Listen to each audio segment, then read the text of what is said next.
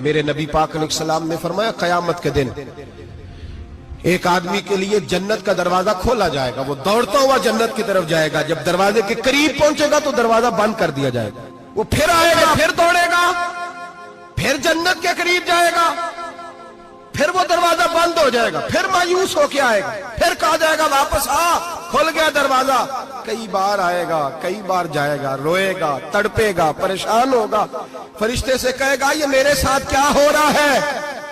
تو وہ فرشتہ کہے گا وہی ہو رہا ہے جو دنیا میں تو اللہ کے بندوں کے ساتھ کرتا تھا، تو لوگوں کے مذاق اڑاتا تھا، بوڑھوں کا مذاق اڑائے، بیماروں کا مذاق اڑائے، غریبوں کا مذاق اڑائے، وہ سمجھدار ہے؟